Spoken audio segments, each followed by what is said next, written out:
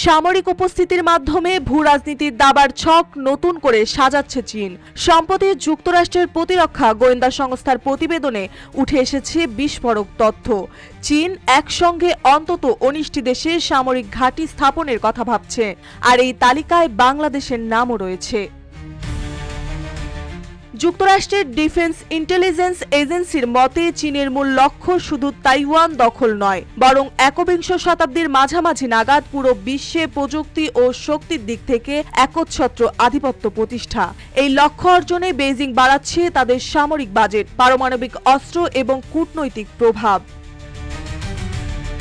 যেসব দেশে চীনের সামরিক পরিকল্পনার আওতায় এসেছে তাদের মধ্যে রয়েছে Myanmar, Pakistan, Thailand, Indonesia, Sri Lanka, UAE, Cuba, Guinea, Kenya, Tanzania, Nigeria, Mozambique, Namibia, Angola, Seychelles, Gabon, Papua New Guinea, Solomon দ্বীপপুঞ্জ, তাজিকিস্তান ও বাংলাদেশের নাম।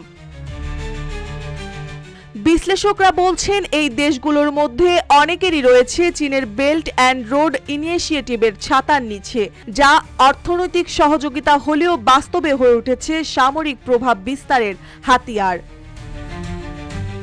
প্রতিবেদনে বলা হয়েছে চীনের পারমাণবিক ওয়ারহেডের সংখ্যা ইতিমধ্যে 600 ছাড়িয়েছে। 2030 সালের মধ্যে এই সংখ্যা পৌঁছাতে পারে 1000-এরও বেশি, যার বেশিরভাগই থাকবে হাই রেডিনেস স্তরে, অর্থাৎ যে কোনো মুহূর্তে ব্যবহারযোগ্য।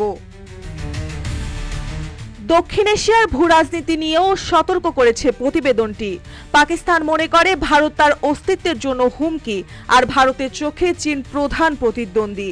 পাকিস্তানকে দেখে কেবল একটি ছোট নিরাপত্তা সমস্যা হিসেবে। এদিকে চীনের প্রভাব মোকাবেলায় ভারত এখন যুক্তরাষ্ট্র, জাপান ও অস্ট্রেলিয়ার সঙ্গেও প্রতিরক্ষা বন্ধন জোরদারেও সখ্যতা বাড়াতে ব্যস্ত।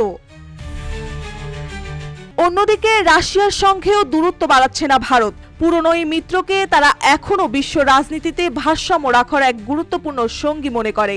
অন্তত 2025 সাল পর্যন্ত এই সম্পর্ক বজায় রাখছে দিল্লি।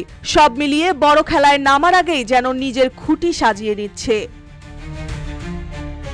আর ঠিক এখানেই আসে সবচেয়ে বড় প্রশ্ন, তালিকায় বাংলাদেশের নাম কেন? চীন কি বাংলাদেশের দিকে তাকিয়ে আছে শুধু ভৌগোলিক অবস্থানের কারণে, নাকি বেল্ট অ্যান্ড রোড প্রকল্পের আড়ালে চুপি চুপি কিছু প্রস্তুতি ইতিমধ্যে শুরু হয়ে গেছে? এই বিশ্ব প্রতিযোগিতার খেলায় আমাদের অবস্থান আসলে কোথায়, আমরা কি জানি সেটা? বিশ্ব যখন নতুন সামরিক মানচিত্র তৈরি করছে, সেখানে বাংলাদেশের নাম কিভাবে লেখা হচ্ছে সেটাই এখন কোটি টাকার প্রশ্ন। এটা কি শুধুই এক সম্ভাবনার হিসাব, নাকি বড় কোনো পরিকল্পনার চুপি চুপি ইঙ্গিত? উত্তর সময় দেবে, কিন্তু প্রশ্ন হচ্ছে বাংলাদেশ কি এই নতুন পরিস্থিতির জন্য প্রস্তুত? মার্জিয়া মৌ, রূপালী বাংলাদেশ।